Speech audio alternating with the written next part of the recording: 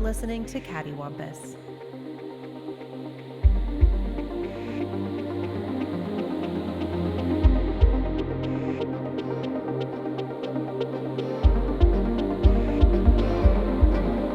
Hello, Oh,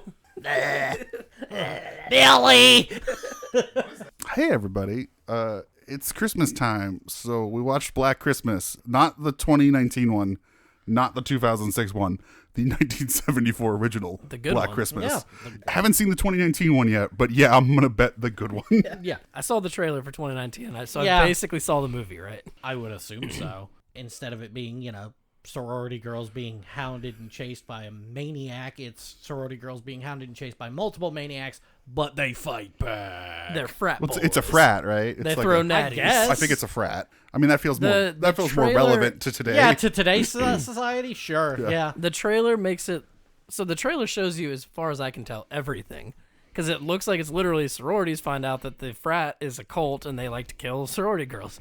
And then they fight in the trailer. And I'm like, okay, so this is the whole movie? That's all right. The first 10 minutes of the remake basically tell you everything, and you don't need to keep watching. Yeah. They So- just added that nice backstory. So here's the premise of Black Christmas. We open in Canada, somewhere in Canada. It's unclear, or I wasn't listening. We're at a sorority You're house. better than me. I didn't even realize it was Canada. I thought it was just northern United Canada, States. yeah, it's Canada. That's why they say hello. Well, she's British. We'll get to it, but Olivia Hussey's accent reminds me of Charlize Theron's British accent on Arrested Development. I can see that. Yep. I like to think they teach me. So, a bunch of sorority girls have been getting some prank calls from a man who is speaking, depraved sexual acts and violent acts on the phone to them. Each one of them, of the kind of three leads, have like a male love interest, or two of them have a male love interest, and it's a little iffy about what they are. And the main drama is that one of them is upset that our main character, Jess, is going Sounds to right. have an We're good at abortion. this.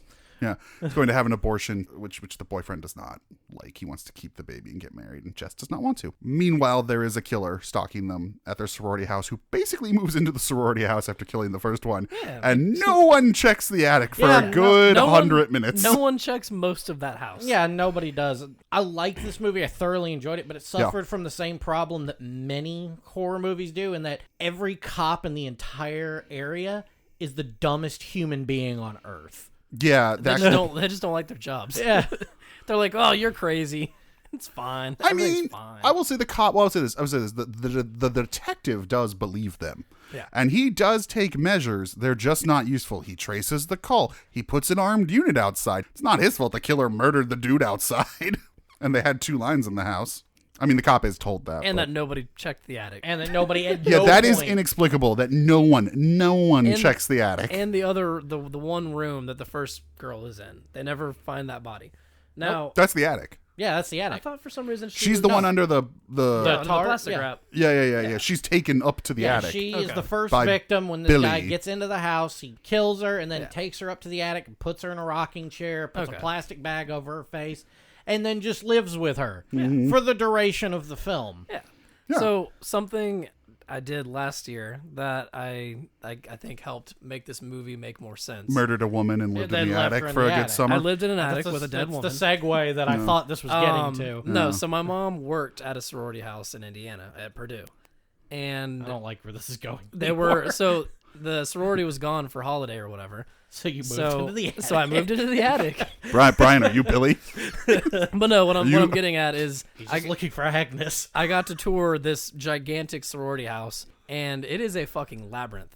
Yeah, So I could see older big I ants could like that, yeah. see how it would be difficult to keep track of But everybody in every room. Early every- on, the house mother immediately goes to the attic, yeah. Yeah. where she's then murdered. She's murdered. Because she's looking for a kitty cat. They've got a house cat Somehow the named cat, Claude, which I assume is spelled C-L-A-W. Yeah, a house cat named Claude, the smartest male character in the film.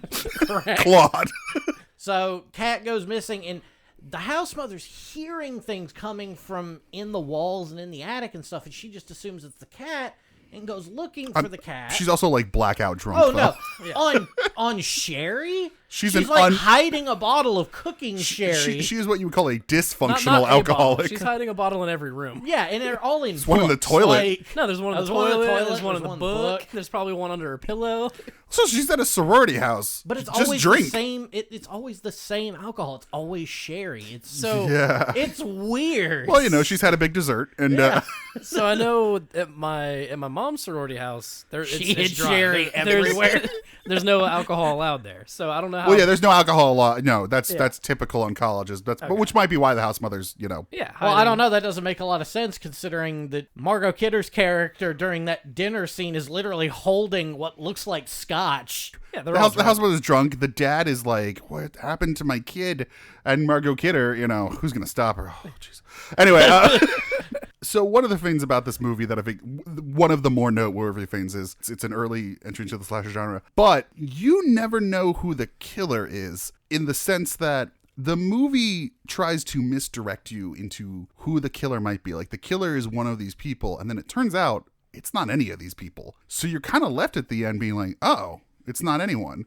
And he's still in the house, which is quite ominous. Because again, you just had the end of the film ends with the cops finally figuring out what's going on, and the calls were coming from inside the house, and they figure out that the patrol This is unit that out movie, front by is- the way. Yeah, this is the origin of that trope. The calls are coming from Because this inside the predates house. When a Stranger Calls. Right. The cops all show up and they find, Jess and everything that she's managed to accomplish. And Well, they find Jess. So Jess is hiding in the so long story short, they really are leaning hard into it's the boyfriend who wants her to have the it's Peter. abortion.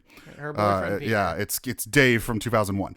Now he's the one who's like, I can't do that, Jess. Yeah. And so he breaks into the basement after she's hid there Well, she's been attacked technically by the killer. Yeah. So she's fled to the basement. He breaks in, and you are left to not see the result. The cops show up, and she is unconscious, and he is dead, and they are covered in blood. And you are meant to believe, oh, he was the killer, or she thought he was the killer, and she killed him. When in reality, the killer probably killed him because he's now still in the attic waiting for Jess to wake My up. assumption was that she killed him. Yeah. That she did kill him and, just kind of blacked out from the stress of being in the struggle. Yeah. And then this is where everything to me, like, I really enjoyed this movie, but everything just falls apart right at this Oh, minute. really? See, this is where I really am in. Like, no, this is where it all falls apart for me because the cops are just like, okay, she's unconscious. The EMTs take her to her bedroom and put her in her bed. They leave But her then in the bed. father faints. They leave her in her bed, and then all the cops just leave. Yep. They just leave I think- her there. So There's still blood all over this house. Well, I mean, to be fair, they're pretty sure she's not the killer. they also haven't. They also thought- have not checked anywhere for any kind of further evidence. Well, they thought they got the killer, and they thought it was all over. But they're That's missing. not how police work works at all. I mean, it is supposed Maybe to. it does in Canada. I It don't is know, supposed to I've be never a been. small town that's definitely ill-equipped to handle this. But I think the other big reason they wanted to do that, it makes it abundantly clear that none of those people can be the killer. Because there's a while where you're like, oh, maybe it is the cop, or maybe it is that unruly desk sergeant, or maybe it is the guy who's tracing the line, or maybe it is the dad of the first victim. So they do that in such a way to make it unequivocally like it is 100% cannot be any of them. Well, right, you could still Yeah. accomplish that by them taking her to the fucking hospital. I could have swore they said there's no room in the hospital. No, they didn't say anything. They said, as far as I'm aware, they said only it was not equipped to handle this many bodies. The other thing I thought was interesting was based on the timeline. So with the girl they find they find at one point a search party finds a young girl dead in the park. That means the guy killed that girl the on first his way night. to the sorority. We when assume. Yeah. Yeah. We don't know. Or there's two killers. Yeah. That was one of the things I really Oh did shit! enjoy. Maybe Jess is the second killer. Yeah, that's one of the things I enjoyed about the film is that the ending is so ambiguous that you Yeah. don't really know who it was. I mean, inevitably, at this point, this guy's probably going to end up being found because I can only assume he kills Jess after the cops leave. Yeah. I don't know. I think maybe he finally found Agnes, whatever the fuck that means. Does he go up into the attic and just take a nap? I mean, he's got two bodies up there. What do you do? Yeah. Well, something they allude to that the remake really latches onto is that there's all these family photos in the sorority house And kind of like the prevailing theory outside of the movie, people who watch it is, oh, he must have lived there before this was a sorority house. It really does just feel like somebody's home that got reappropriated at the last minute. Yeah. It's as if the film was shot quickly. In the director's house. Yeah. So I enjoyed this movie. I think the one thing that kept driving me nuts, though, was any of the answering to any of the phone calls. Every one of the women in this film sounds like they overheard someone use a phone one time and have spent the rest of their life trying to emulate what it sounds like to pick up a phone. Hello? Hello. Hello? Hello? This newfangled phone technology.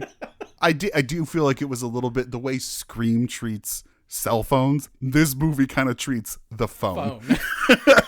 Although I will say there is a bit of a timeless quality to the movie. I mean, obviously it's not meant to take place any other time than when it's made, but because it's winter and everyone's kind of dressed up, it really isn't like locked into 1974 all that much. It seemed a lot more. Other than the haircuts in the rotary phones, you wouldn't really know. But like, it could too take much. place like 10 years earlier without much effort. It would be easy enough to sub every phone in that movie out with a cell phone, and it would still be the same movie. Like, you could still tell the exact same story. It is the same movie.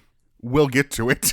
I don't know. It touched on subjects I wouldn't have expected a movie from the 70s to touch on. But the abortion thing's really, the really Very great. topical. Like, But it's really great too because they don't villainize her. It's a very normal situation of a person is like, look, I'm in college. It is not reasonable for us to get together. Well, her and boyfriend's marry. kind of a psycho. Oh yeah, and her boyfriend's a psycho who literally destroyed the piano. yeah, it's just like, I suck at piano, apparently. I've been doing it for 8 years, and I'm just garbage at it. So Well, I'm I just think he gonna was beat it to thrown. death with a I think he mic was stand. thrown by the abortion talk, which is why he screwed up the rehearsal or the. Well, no, trial. because he screwed that up even before the first abortion talk. Like, his recital before the winter break or whatever it was that was going on, you watch that whole scene and he just sucks. And then all of a sudden, the next conversation he has with Jess is, I'm going to leave the conservatory, we're going to get married, and you're going to have the baby. Mm-hmm. And she's just like, no to all of that. No to every last fucking bit of that. Maybe Kirdulia's wig was the killer. By the way, Kirdulia, all of them are a little too old to be college students.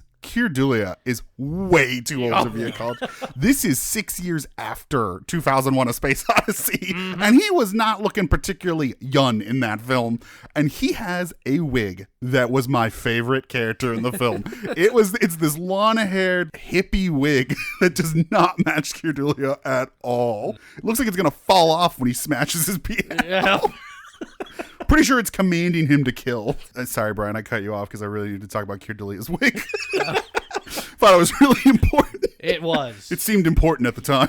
I'm trying to think of what I was saying. Nothing as important as that wig. Probably not. So the remake, I watched it when it came The out. 2006 remake from James Wan, not James Wan like Aquaman, James Wan like The X-Files, and the Final Destination films. I barely remember. Stars Katie Cassidy, probably know from Arrow now. Oh, yeah, she was in that. Yeah, wasn't she's the she? star. She's the lead. She's Black Canary, right? She's one of many Black Canaries. Oh, okay. Yeah. I haven't watched that. There's show in a three. long There's time. basically three. Well, there's like 3 to 4 canaries depending on I the thought she was timeline. White Canary at this point. That's Katie Loitz, who plays her sister. That's why I Sarah, get confused because they're who's both on- Katie. Yeah. But they're spelled very differently, ironically. Yeah. She's good. She's good on Arrow. So she's the lead.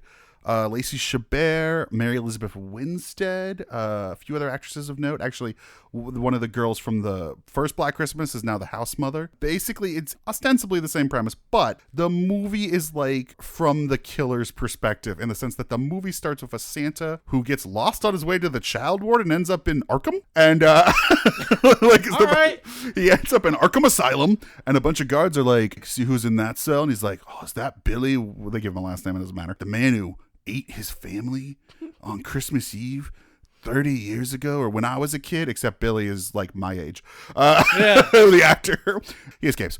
And he takes the Santa suit. You then kind of start to follow the sorority people who are already starting to be killed, because there are 2 killers, because Agnes is alive. She's inbred. She's Billy's daughter and sister, because extended, and I mean extended flashbacks the way Lost had flashbacks where you're like, this is 50% of this, isn't it? A huge amount of time is devoted to telling the story of Billy's entire life from birth to committal. he basically watches his mother kill his father. He watches his mother get a new boyfriend. His mother starts molesting him and then sexually assaulting him. She gives birth to the offspring and forces Billy to live in the attic and is like, now you're my family, Agnes. Agnes is inbred. Billy kills them, except for Agnes, in a fit of rage, starts using cookie cutters to tear off their flesh and bake them like cookies and eat them, at which point the police show up. Don't know why. Now they're showing up after all this. We smelled the cookies. Yeah, we smelled flesh cookies. Yeah. And anyway, this is literally like what feels like 30 minutes of a 90-minute movie. I mean, like, it is insane how much time they devote to this. And most of it's told through I think the house mother, who's like, some say this is what happened to Billy. This is his house that we're all in. That's not her voice, but it might as well be. Meanwhile, we are stuck with a ridiculously overlong plot of Katie Cassidy's townie boyfriend who is cheating on her with another sorority girl. And it turns out he keeps a collection of sex tapes and he films all these women without their consent or knowledge and then sent it to her to blackmail her, all without Katie Cassidy's knowledge. And she finds out by finding the video on the laptop because the girl's already dead because, Billy or Agnes or whomever. Also, there's secret wall tunnels in between each wall. And the look on Steve's face. I'm really glad I've only seen the 1974 film. I saw the original, or I saw the remake first. It bears... That's a shame. If you're talking about stylistically, aesthetically, thematically, it bears no resemblance to the original film whatsoever. It is literally the premise of a dude who might be named Billy is killing sorority girls in their house. That is the only common factor, that and one of the actresses is from the original movie. Then another girl shows up, like an older like a woman who's like, oh my, I'm here to get together with my estranged long lost sister. Well, she's already dead.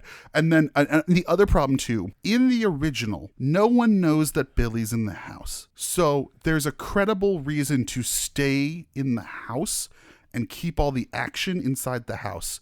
These people know that the killer is in the house from, I don't know, minute 20, and at no point do they leave. At one point, one of them goes, we should leave, and the rest are like, we're not leaving without our sisters. And I'm like, you should leave. Yeah, that's... Oof. And they kind of try and say, well, there's a big snowstorm. The cops can't get to you. We're snowed in. But I'm like, don't matter. Get in the car. Yeah. Oh, no. Car accident? I'll take a tree death over this. This is a nightmare. This man's going to cook me into cookies.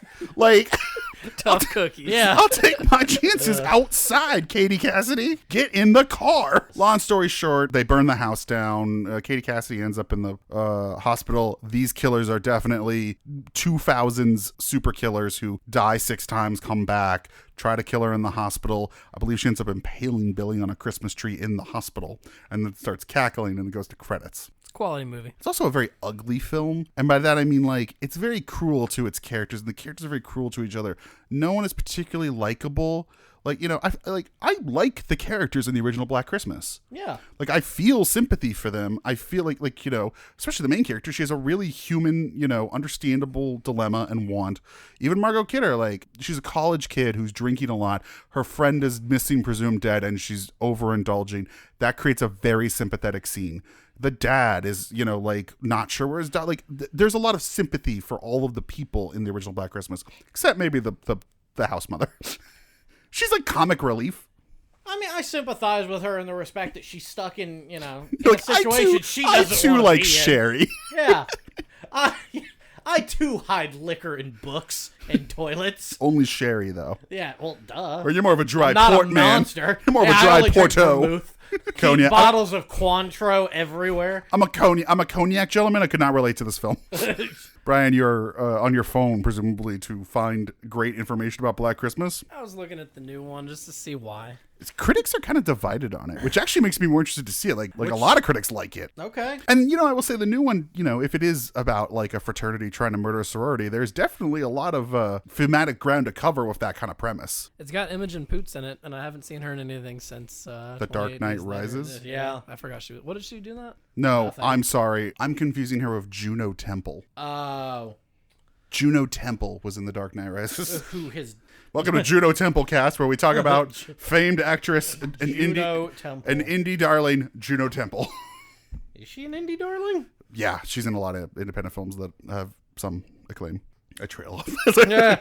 Yeah, No. she's been in stuff and done She was in Maleficent and the new Yes, Maleficent she is. and The Pretenders. Isn't there a movie about a magic teapot that she's in? There's a movie about a magic teapot or something that grants you wishes. Is it like the Brave But you have to Little hurt Toaster? yourself to get the wish. That sounds like a much better Aladdin. It was better than the Aladdin remake. I've seen both. It was better. I can't remember the name of it. It was better. What'd you think of the Mulan? The trailer? brass teapot. Is that what it's called? I don't see. I was never committed to Juno Temple Why am I? Cast. I am far away. The brass teapot from 2012. Victory. If you say so. It's a very interesting. You sons of poster. bitches. Yeah, I saw it. It wasn't good. Anyway, what were you saying? No, we had mentioned Aladdin, and he had said something about what did you think about the Mulan trailer? Yeah. I liked the first trailer. The most recent trailer that dropped, I'm not. You know what it was? I was like, oh, you're going to do magic. One, you're going to do magic. And I was like, that's less interesting. I thought we were going to do like a realistic, like historical version. So, okay. Because we have the magic version. It's the animated movie. Right. So I'm not that interested in doing that again. And then as soon as the witch showed up and the witch was like, what will happen when they find out who you are? And I was like, oh, that's why this movie will be 45 minutes longer than the original movie. Yep. There's a magic witch and they have conversations. Fucking great. I haven't seen any of the recent Disney movies. I did see the Dumbo movie, by the way. Disney Plus, man. Dumbo was there. Yeah, I mean, Dumbo's And it was on there. 2019, and I How'd you was feel like, about it? let's do it. The most memorable thing about the movie is the train. The train face is the most Tim Burton-y train I've ever... Like, if you had told me, what's a Tim Burton train look like? I'd be like, I don't know you can do that. And then this movie happened, I was like, that's a fucking Tim Burton train. I've never seen it. I've never seen that before. Is it like Thomas the Tank Engine? Yeah, it's but got like on a meth? face. It's got like a Tim Burton designed face. It's kind of like Jack Skellington in train form. And there's like this one shot early on, and I was like, okay, that's weird. That's interesting. It's a shame. And it's not worth watching. You have to check it out. No. Okay. Nah, you're good. Which means I'll probably do it. Yep. Well, we've run out of Black Oh, Christmas no, things we to ran. talk about. Yeah. Now, Black Christmas. I mean, do we want to circle back and talk a little bit about its place in the slasher genre? Yeah. Brian, you're our resident slasher film expert. Aficionado. Technically, it is it's not the first, but it's kind of it's right. closing it. It's toward the beginning. People. It kind of inspired Halloween, right? So, I do know that Peeping Tom is generally considered like the proto slasher movie. And I will say that this movie does borrow a few things from Peeping Tom, particularly the POV of the killer. Because those shots remind me of like Halloween and Yes, definitely. Friday the 13th. I think did that a few Friday times. the 13th does that, Yeah, especially Friday the 13th the does that a first lot. one does it because they don't want you to know it's the mom. Right. Spoiler: Wait, what? the mom is so The Killed it. mom's the killer? Mrs. Voorhees. I thought it was the guy with the hockey mask. Sorry, Drew Barrymore. Time for you to die. Slasher movies. I'm just trying to. Excellent work, resident expert. No, I'm just Brian. trying to think. So we My got God, he's done it. we had Peeping Tom, and then we had You get another grant. so Black Christmas. You laugh. That's how it works in the university system. Oh, I know. So Oh, what? I've been to grad school. I know how it works. So what else did Black Christmas inspire? I mean, I think it's definitely on the track. Like Halloween, obviously, is the next one, and then Friday the 13th, I think, solidifies it into something that is what the 80s are for slasher. Yeah, movies. it just became a genre. And it does at that point. kind of have that problem, which I think is the simulacrum, the simulacra, the copy of a copy, where Black Christmas and Halloween, I think there's enough independent thought with a little bit of influence where they're both interesting takes on the idea. And then Friday the 13th is kind of the blatant, like, we'll just do it for cheap. And then every movie after that is just doing what Friday the 13th did. And it's pretty much uninteresting until Scream, Yeah. which is your postmodern take on it. Right. Yep. So what came after Scream? Copies of Scream. Yeah. Yeah. Copies That's of literally simulacra, it became another simulacra. So, like, I know But what I'm- you did last But summer. no. But what I'm saying Urban is like, legends. So what is the next good evolution of that?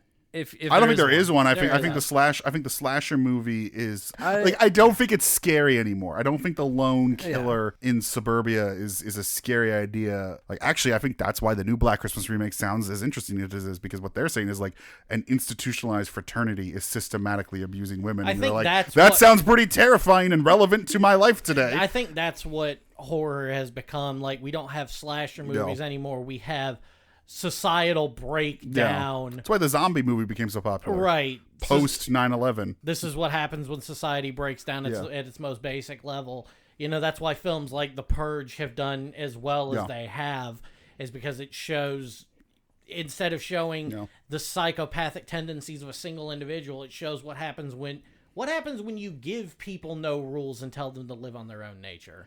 Same thing with like Saw, a man trying to break the institutions of our society that he believes to be flawed. One of the most successful horror franchises of the aughts were about a vigilante. Right. Instead of a slasher, you know, like I think that's very relevant to, you know, our current vein. And also, that's also why we went back to the supernatural. I mean, that's why like ghost movies are one of the most popular genre. So, the Conjuring and, you know, Sinister and right. What's the other Annabelle, one with Patrick like Patrick that. Wilson? So, Annabelle's part of the Conjuring universe, but there's the true. Patrick Wilson one. You did say that Happy Death Day you enjoyed. Happy Death Day and Happy Death Day 2 you are great. surprisingly good movies. But So they are are those- comedies. Right. They are satirical. Are they slashers though? They are slashers. Only in the sense they are slashers the way Naked Gun is a cop drama. Right. Have you seen the Hatchet movies? Yeah, I saw the first one. Okay. I've seen all of them. I think I've even seen the Victor Crowley or whatever. Is he like Aleister Crowley's magic son or what? Sure. What do you mean Victor Crowley? Like, Yeah. when I you don't say The really- Hatchet, I think of the book that I was made to read as a child for class. Yeah, that and like I like that book. That and like a separate piece. Ugh. Eh. There was It's hard to be at a prep school. I don't care. There was like 3 of those books. Hatchet. I vaguely recall it as a child. Yeah. And The Bean Trees by Barbara Kingsolver. The Bean Trees? The fuck is the Bean Trees? It's a woman and she wants to travel the country. She wants to make beans yeah, she on wants trees. to make bean trees? No, it's Sounds interesting. Johnny Bean Seed. no. It's about discovery of the self. No. It's called We Can't Teach Catcher in the Rye Anymore. So here's a bunch of books that are as stupid but not as well written. Fun. That are just as self-absorbed as that book is. Good. Because some motherfucker had to try to shoot somebody because he loved that book, and now we can't read that, so we gotta read derivatives of it. Our children are in good hands. Yep. They're given books from Texas that tell them that math is wrong and white people didn't do anything wrong in history. That dinosaurs walked with humans or whatever. Fucking slide missing. And the Civil War was about molasses. What? Yeah. It's about molasses tax. I'm sorry? I'm sorry, what? Brian, I'm a little confused. I was staring over the I other think we side just of lost a whole bunch of listeners. No, you probably did. But I'm looking over across the room. Why do you have a book that just says sex? I'm just looking across the room and I just see a book, and all it says on the book is sex. I got it from your mom. Okay. Whoa. What's even more confusing is it appears to be sitting next to a game box for EverQuest. Those two things don't go together at all. Not in your world. Well, I've been Steve. This is why we have to do things we hate. Because we run out real quick. This is why we can't have nice things. That is true. What are we supposed to talk about? This movie is good. I like It is this good. movie. It was a good movie. You guys like good movie? Yeah, we liked good movie. Well, anyway, I've been David. I've been Steve. And I've been Brian. Merry Black Christmas. Hello. You've been listening to Cattywampus. You can follow us on Twitter, Instagram, Facebook, and Tumblr at CattyWampusPod. Email us at cattywampuspodcast@gmail.com. Music by Tilly.